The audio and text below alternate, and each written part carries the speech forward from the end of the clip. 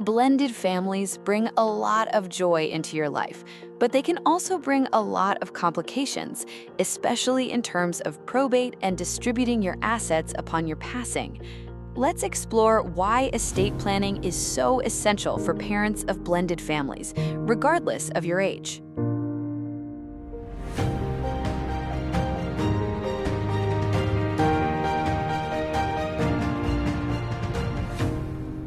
The main reason you'll want to prioritize estate planning if you have a blended family is because of what happens to your inheritance if you do not have a will when you pass.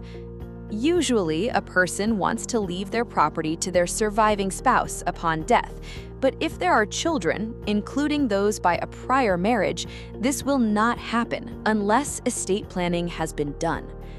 Say you live in Texas and you don't get the chance to draw up a will, a living trust, or another estate planning document before you die. If this is the case, the assets you own at the time of your death will pass by intestacy.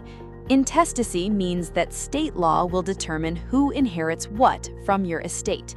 This can lead to some surprising and, in some cases, devastating outcomes. For Texas intestacy, a surviving spouse in a blended family keeps his or her one half of the community property when their partner passes away. However, the deceased partner's half doesn't go to the surviving spouse like you would see with a traditional family. Instead, it will go to the children, including those from the deceased spouse's prior marriage. Separate property, the property you receive by gift or inheritance, has even more complicated rules for distribution on death, where there is no will.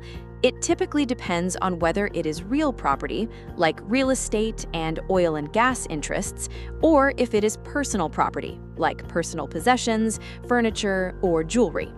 In some instances, having your assets pass through state intestacy isn't a big deal, but for other families, it can destroy relationships.